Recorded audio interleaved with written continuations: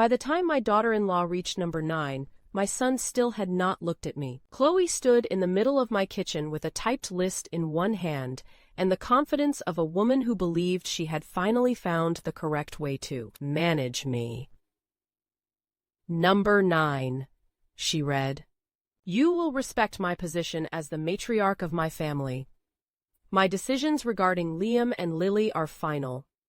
Liam shifted behind her. His shoes scraped the same floor where he had once raced toy cars beneath my table. He was 35 years old, a husband and a father. But in that moment, he looked like a little boy hoping 2 women would settle his life without requiring anything from him. Chloe reached the final item. Your acceptance of these terms is mandatory. They are not open for discussion.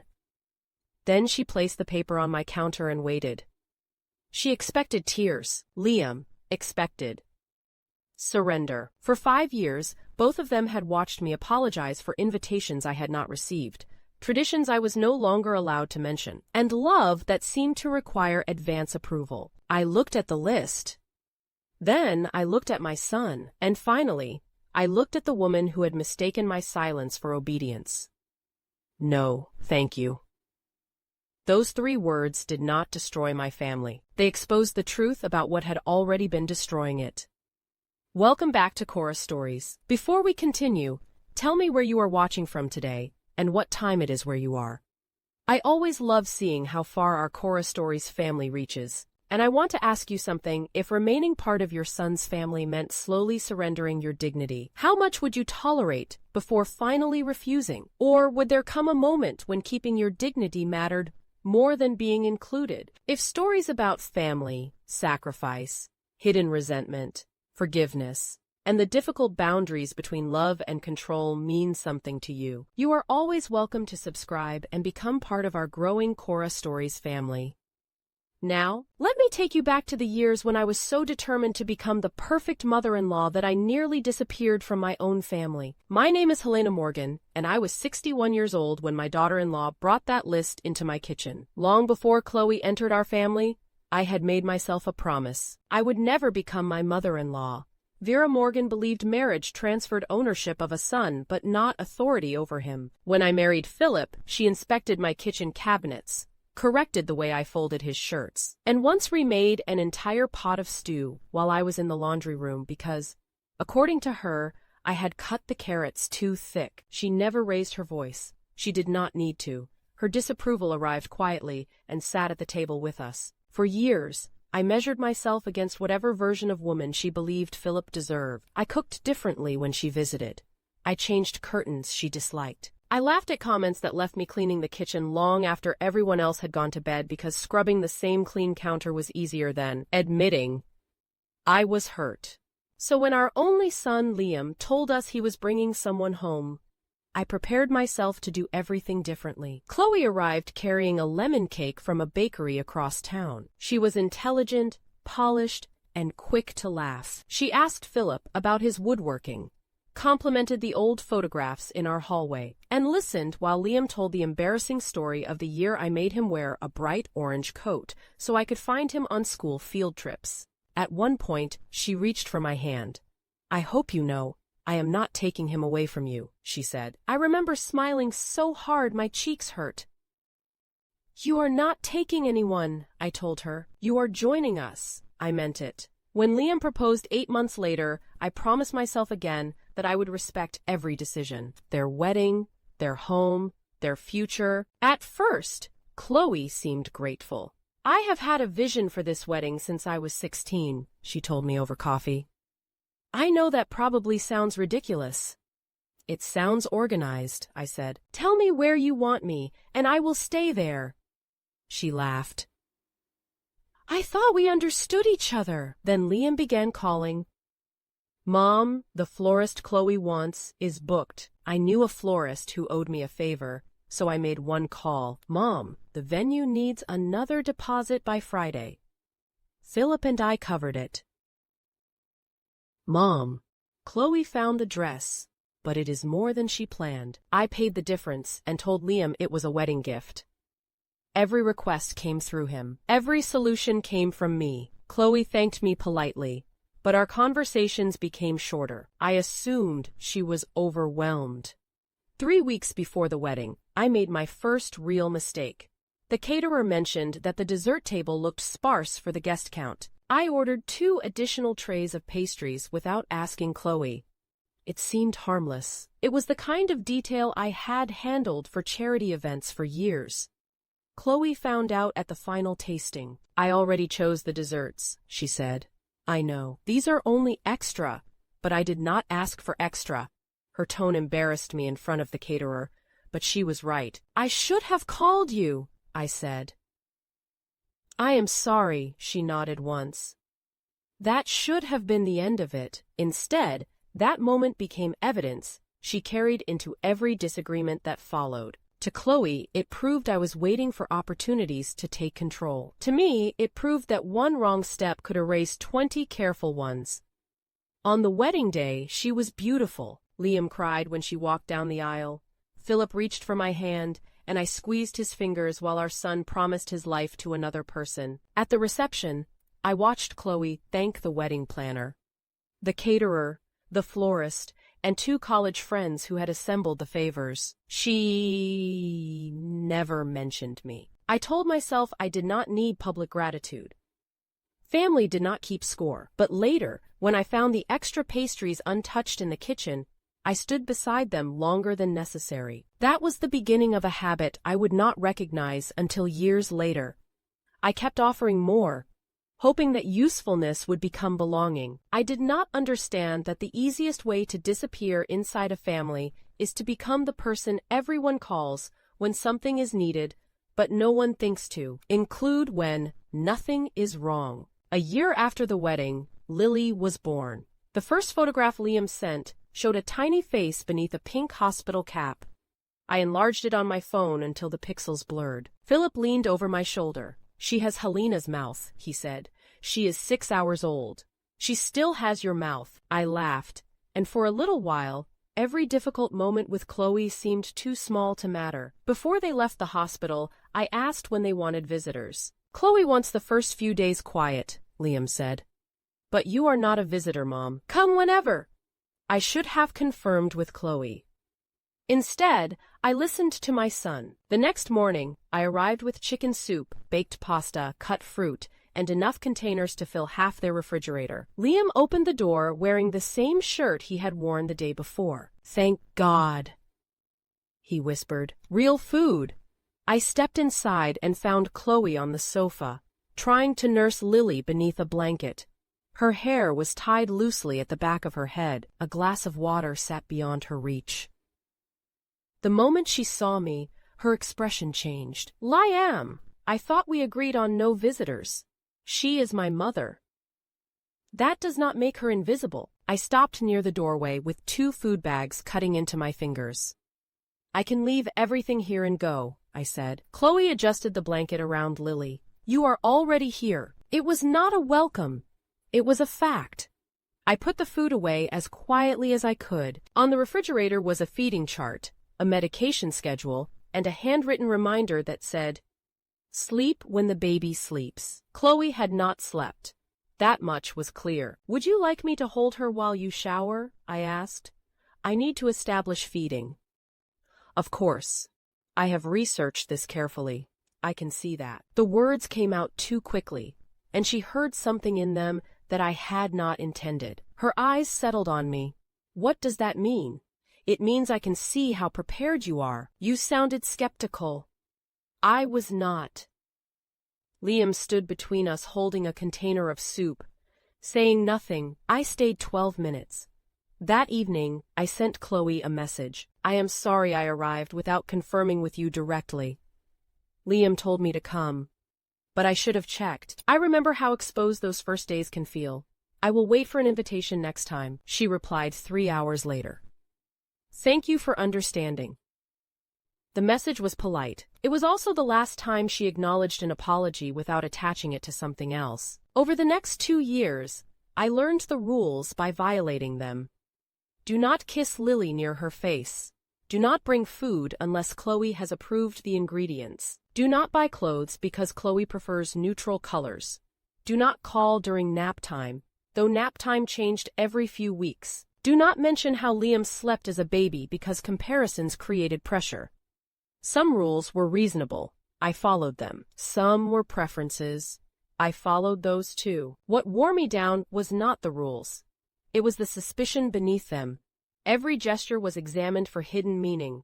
Every suggestion became criticism. Every memory from Liam's childhood was treated as an attempt to prove that I knew more.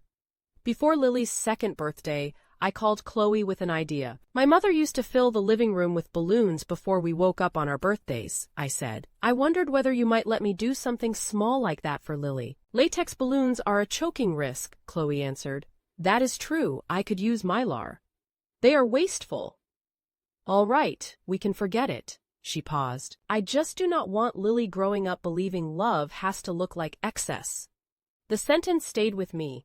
I had suggested balloons. Chloe had answered as though I had proposed raising Lily without values. At the party, every decoration was reusable. The cake contained no refined sugar. The gifts had been selected from a registry Chloe described as developmentally intentional. I brought an illustrated copy of Goodnight Moon. Liam had loved it as a child. I had read it so often that, even 25 years later, I could still remember the rhythm of every page. Chloe turned the book over in her hands. She is using high contrast cards right now, she said. She can grow into it. We are trying to avoid clutter. It is one book. Her face changed slightly. And that is how clutter begins. Liam heard her. So did Philip. Neither man said a word. Chloe placed the book on a side table and began greeting another guest. I watched Lily toddle past it in a paper crown. That night, Liam called, Mom, you seemed upset. I was embarrassed. Chloe did not mean anything by it. Then why are you calling to explain it? He was quiet. She is under a lot of pressure. From whom? Life, Mom. Work, parenting, everything. I am part of everything now. That is not what I said. It was what he meant. But I spared him from having to admit it. I will be more careful, I said. Philip was sitting across from me when I ended the call. You apologized again, he said. I do not want Liam caught in the middle. Philip folded his newspaper and placed it beside him. He is not caught in the middle, Helena. He walks into the middle every time he refuses to speak. That is his wife. And you are his mother. I will not make him choose. I did not say make him choose, I said. Stop helping him avoid honesty. I was not ready to hear that, so I did what had always kept the surface calm. I pulled back. I stopped offering advice. I stopped asking for extra time. I waited for invitations. I checked every gift. I rewrote messages before sending them and sometimes deleted them altogether. I told myself I was respecting boundaries. The truth was less flattering. I was becoming afraid of my own affection. The breaking point began with a beach house. Philip and I rented it for 1 week in August. It had 4 bedrooms, a screened porch, and a narrow path through the dunes to the water. We invited Liam, Chloe, and Lily for 4 days. Chloe agreed, but only after asking for photographs of the bedrooms, the distance from the nearest urgent care clinic, and the brand of cleaning products used by the rental company. I answered every question. I bought a portable crib so they would not have to pack one. I ordered the sunscreen Chloe used. I filled 1 refrigerator shelf with the yogurt, fruit, oat milk, and snacks Lily was allowed to eat. Philip watched me label containers in the kitchen. You know, there are grocery stores near the beach, he said. I want them to relax. You want Chloe to have nothing to criticize. That would help everyone relax. He leaned against the counter. You are trying so hard not to become Vera that you are allowing yourself to become furniture. I put another label on a container. Furniture does not argue. Furniture also does not get invited because people love it. 2 days before the trip, Liam called. His voice carried that careful softness he used when he wanted me to absorb bad news without making him feel responsible for delivering it. We are not going to make it, Mom. I looked at the row of groceries on my counter. Is Lily sick? Everyone is fine. Then what happened? Chloe has been thinking about it, and she feels the trip is a little performative. I waited for him to explain the word. He did not. Performative how? She thinks there is pressure for us to act like one big, happy family when things have been tense. You accepted the invitation 3 weeks ago. We did. You let me buy a crib. I told you not to go overboard. You asked me what kind she preferred. He did not answer. I could hear Lily laughing somewhere behind him. Then Chloe said something I could not make out. Liam lowered his voice. She is also worried the salt water might irritate Lily's skin. That excuse ended something in me. Not my love for them. Not even my hope. It ended my willingness to pretend that humiliation became kindness when delivered quietly. I bought the food she approves, I said. I bought the crib she approved. I bought the sunscreen she approved. I have spent 5 years studying your wife's comfort as though there would be an examination at the end. And every time I think I have passed, she changes the questions. Mom, I am not finished. He stopped speaking. I was your mother before I became a problem for your marriage. I was Lily's grandmother before I became an appointment on a calendar. I have apologized for arriving, for speaking, for remembering, and sometimes for loving your daughter in a way your wife did not personally design. I will not keep auditioning for a place in a family I helped build. Liam released a weary breath. This is exactly why Chloe feels pressured. I almost laughed. Of course it is.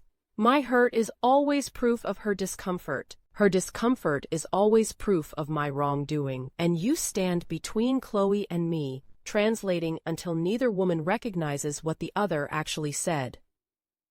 I am trying to keep the peace. No, Liam, you are trying to keep yourself comfortable. The line went quiet. I looked through the window above my sink. Philip was in the yard sanding a cedar bench. Fine dust gathered on his sleeves while he worked. Go on your trip, Liam said finally. We will make it up to you. Do not promise me another day because you do not want to answer for this one. I ended the call. Philip and I went to the beach alone. The house was beautiful. The ocean was calm. Every evening, the sky turned pink over the dunes, and for the first 2 days, I noticed only what was missing. The empty crib, the child-sized cup beside the sink, the small shovel I had placed near the back door. On the third morning, Philip carried 2 cups of coffee onto the porch. What are you going to do? He asked. I do not know. You know what you are going to stop doing. I looked at him. He nodded toward my phone, which had remained silent on the table. You're going to stop chasing people who already know where you live. I turned the phone face down. For the rest of that week, I did not send photographs. I did not ask Liam whether Lily missed us. I did not soften my words into an apology for being disappointed. When we returned home, the portable crib remained boxed in the garage. 1 week later, Chloe brought me her list. They arrived on a Tuesday morning without calling. The irony would have been funny if Liam had not looked so miserable. Chloe kept her coat on when she entered. She walked directly into my kitchen, the room where we had once baked Christmas cookies during her first holiday with us. Back then, she had smeared flour across Liam's cheek and laughed when he tried to kiss her with powdered sugar on his mouth. Now she stood beside the same counter, holding a folded sheet of paper. We need to clear the air, she said. Philip was in his workshop behind the house. I was alone with them. All right, I answered. Liam and I have discussed the pattern of conflict in this relationship. We have created a set of non-negotiable boundaries so everyone understands what is expected. She unfolded the page. I looked at Liam. Did you help write this? His eyes moved toward Chloe. We both agreed that structure would help. That was not an answer. But I filed it away, Chloe began reading. All visits would be scheduled at least 2 weeks in advance through a shared calendar. I would not offer advice about parenting, food, finances, education, or their marriage unless directly asked. Every gift for Lily would be submitted for approval. I would follow all household rules and use only language they considered affirming. I would stop bringing up traditions they had chosen not to continue, because doing so created emotional pressure. All communication concerning Lily would pass through Liam. I would not share photographs of Lily or stories about Liam's childhood without written permission. I would acknowledge that financial assistance given in the past did not entitle me to access, gratitude, or influence. That sentence was designed to wound me. It succeeded. I had never asked for repayment. I had never mentioned the wedding money. I had never used a gift to purchase time with Lily. But Chloe had gathered every kindness I had offered and arranged them into evidence against me. Then she reached number 9. You will respect my position as the matriarch of my family. My decisions regarding Liam and Lily are final. I looked at my son. He studied the floor. And number 10, Chloe continued, your acceptance of these terms is mandatory. They are not open for discussion. She placed the paper on the counter. The refrigerator hummed behind her. Somewhere outside, Philip's saw stopped running. Chloe waited for me to defend every meal, every gift, every phone call, every dollar. I did not. No, thank you. Her lips parted. What? I said. No, thank you. These are not optional. They are optional for me. You cannot reject our boundaries. I can reject commands delivered in my home. Her face sharpened. This is exactly the defensiveness we are talking about. I touched the edge of the paper, but I did not pick it up. Some items on this list are reasonable. You decide what happens in your home. You decide what your child eats, what photographs are shared, and when visitors are welcome. I have respected those decisions even when the way you delivered them hurt me. Then what is the problem? The problem is that a boundary tells me what you will do to protect your peace. A command tells me what I must do to earn a place at your table. You have every right to govern your home. You do not have the right to enter mine and hand me terms for surrender.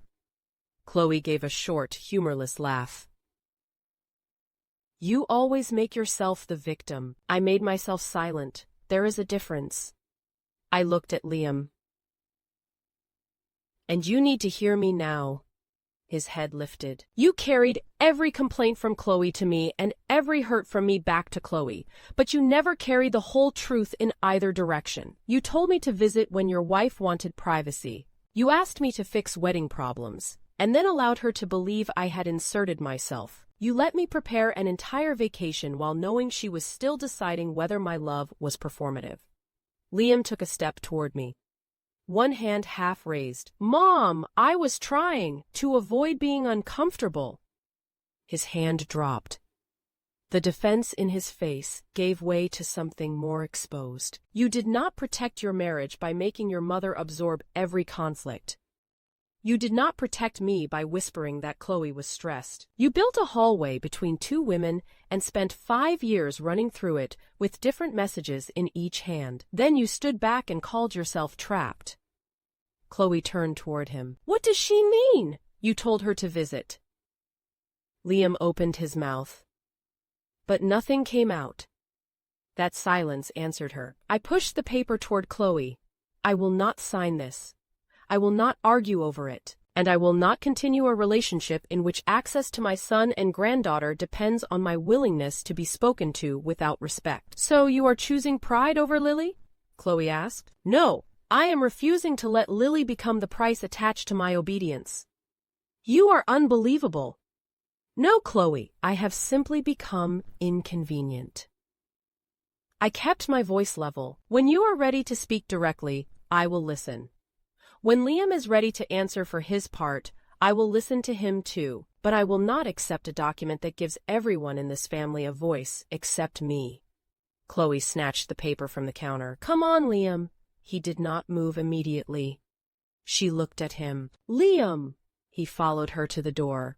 Before leaving, he turned back. I did not rescue him with a smile. The front door closed quietly. Somehow that was harder than a slam. Philip entered from the hallway a minute later. Sawdust clung to one shoulder. I heard enough, he said. I may have ended everything. He took my hand and turned it palm up. A crescent from my thumbnail had pressed into the skin. No, he said gently. You ended an arrangement. Now we find out whether there is a relationship underneath it. For the next 9 days we heard nothing. I counted at first. Then I became angry with myself for counting. Every morning I carried my coffee past the framed photograph of Lily on the bookshelf. In it, she was 18 months old, asleep against Philip's shoulder, with one fist tangled in his shirt. I did not put the photograph away. I also did not call. That was the most difficult part. Not the confrontation, not Chloe's expression, not even Liam walking out. The difficult part was allowing grown people to feel the full weight of choices I had always rushed to cushion. 10 days into the silence, Liam sent a message. Our daycare is closed tomorrow. Can you watch Lily from 8 until 5? I had a dental appointment at 10 and lunch, scheduled with an old friend afterward. In the past, I would have canceled both before finishing the message. I typed carefully, I am not available tomorrow. I hope you find someone. 3 dots appeared, disappeared. Appeared again, he replied, with one word. Okay, that was the only contact we had. For another 13 days, there were no calls, no visits, and no attempt to discuss what had happened in my kitchen. The vindication I had imagined in my angriest moments was not about seeing Chloe frightened or Liam punished. I simply wanted them to understand that my reliability had always been a gift, not a service they were entitled to receive whenever they needed it. On the 23rd day, Liam came alone. Philip answered the door and led him into the living room. Our son looked tired, not dramatic, not broken, simply tired in the ordinary way people look when avoidance has finally become more work than honesty. I need to tell you the truth, he said. I sat across from him. That would be a good place to start, he rubbed his hands together. I typed the list. I had suspected it. Hearing him admit, it still hurt. Chloe made notes, but I put it together. I told her it would help us be clear. Why? Because every conversation about you became an argument. So you turned the argument into a document. I thought if everything was written down, nobody could say they misunderstood. Did you understand it? He looked at me. I understood that Chloe felt judged by you. Did you ask me whether I was judging her? I did not. Did you tell her that you asked me to solve most of the wedding problems? No, I did not. Did you tell her you invited me after Lily came home? His gaze dropped. I never told her. Then the document did not clarify anything. It preserved the version that required the least courage from you. Philip remained near the window. Silent, Liam swallowed. Chloe grew up with a mother who attached conditions to everything money. Gifts help. If her mother paid for something, she brought it up for years. Chloe sees favors differently than you do. I did not know that. You could not have. I never told you. Why did you never tell me? I thought it was private. But you allowed me to keep offering the very thing that frightened her. He nodded, and you allowed her to believe I expected payment. Another nod. I leaned back. Liam, you were not caught between us. You constructed the middle because it kept both women from asking enough of you. You told Chloe I meant well, so she would calm down. You told me Chloe was stressed, so I would forgive her. Then you returned to your house and left us each holding a softened version of the other person's pain. Tears gathered in his eyes, but he did not look away. I understand that now. Do you? Yes. Chloe asked me after we left whether I had invited you that first day. I told her the truth. Then she asked about the florist, the dress, the beach house. We argued for 2 days. I am sorry you argued. I am not. We should have argued years ago. That was the first adult thing he had said about the situation. What happens now? He asked. I considered my answer. I want a relationship with you. I want one with Chloe. I want to know Lily as she grows, but I will not buy peace with silence anymore. He nodded. I can follow reasonable rules for your child. I will schedule visits. I will not post photographs. I will ask before bringing gifts. But Chloe must speak to me directly, and I must be allowed to answer without losing Lily as punishment. That is fair. And you will stop carrying messages. I will. No, Liam. Do not promise because you are sitting in front of me and want this moment to end. Decide whether you are willing to become uncomfortable in your own marriage. He took a long breath. I am willing. A week later, Chloe called. Not Liam, Chloe. Could I come over? She asked. Yes, she arrived on Saturday afternoon. This time, she removed her coat.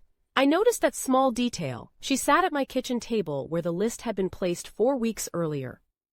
For several moments, neither of us spoke. Finally, Chloe folded her hands. I am sorry for bringing that document into your home and telling you it was mandatory. I was also wrong to make time with Lily sound conditional on your agreement. It was not a perfect apology. It was specific, which mattered more. Thank you, I said. She looked surprised that I did not make it easier for her by immediately saying everything was fine. I still believe we need boundaries, she continued. So do I. I do not want Lily's pictures online. I agree. I need advance notice before visits. That is reasonable. And I do not want parenting advice every time I make a choice differently than you did. I can respect that. I also need you to stop treating every memory I share as advice. She looked down at the table. That is fair. I poured tea for both of us. Liam told me about your mother, I said. Her fingers tightened around the cup. He should not have told you. He told me because it explains something I needed to understand. It does not excuse the way you treated me. You are right. She stared into the tea. When you paid for things, I kept waiting for the invoice. There was no invoice.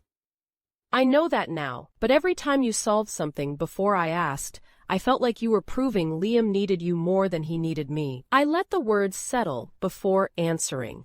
I was not trying to prove that. I believe you, but I can see how I made myself indispensable and called it support. I should have asked you directly, instead of responding to every request Liam brought me. I should not have ordered those desserts, and I should have confirmed before visiting after Lily was born.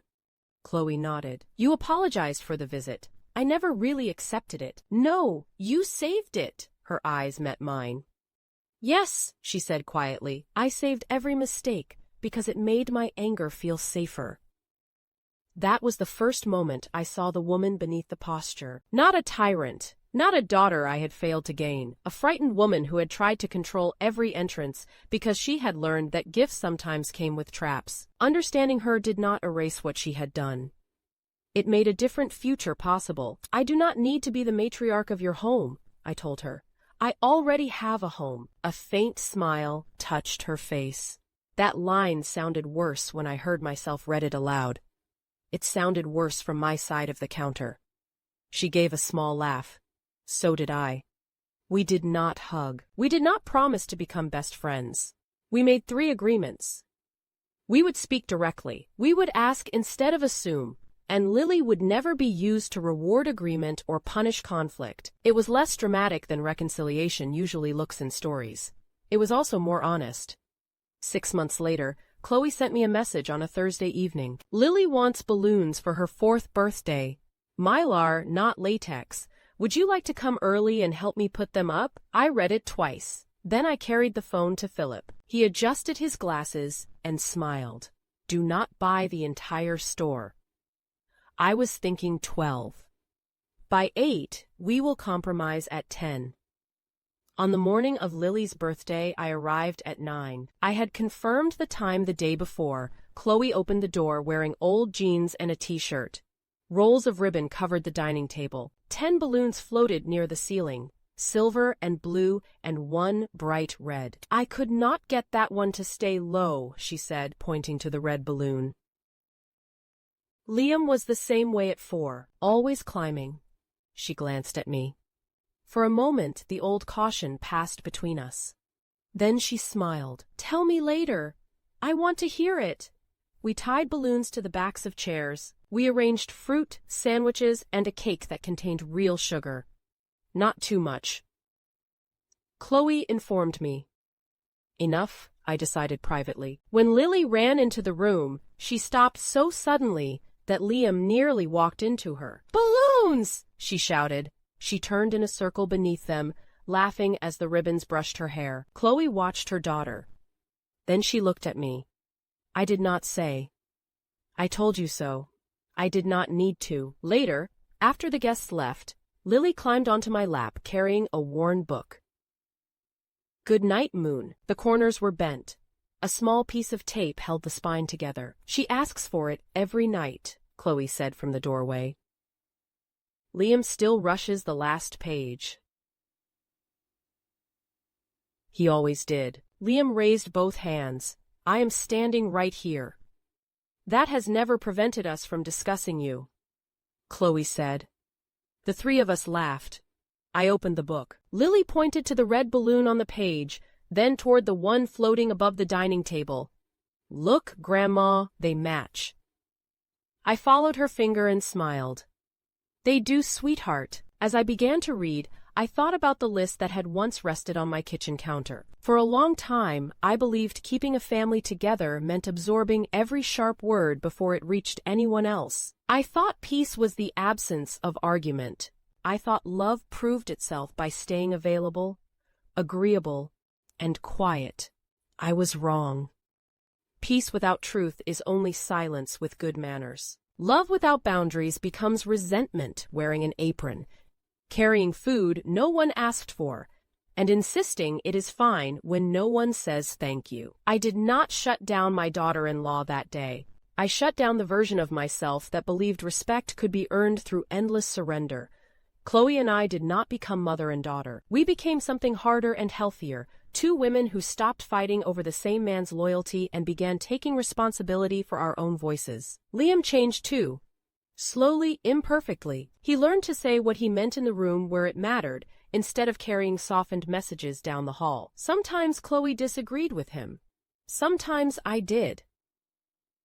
He survived both, and Lily never knew that. For a while, the adults who loved her had nearly turned that love into a rope and pulled from opposite ends. All she knew was that Grandma came when she said she would. Her mother asked instead of ordered.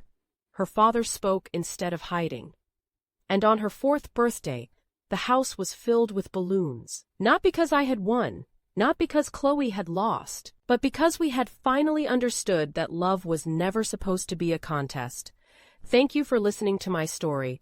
Now I would love to hear from you. Was I right to reject the list, or should I have accepted the reasonable rules and ignored the disrespectful ones? Have you ever dealt with a family member who called control a boundary? Or have you ever realized that your own fear was making you too controlling? Share your thoughts in the comments. Your experience may be exactly what someone else needs to read today. And if this story touched your heart, please like the video, subscribe to Cora Stories, and join us for more stories about family, sacrifice, forgiveness, and the choices that change us forever. And before you go, there is another powerful family story waiting for you on the screen. Click on it, and I will meet you there.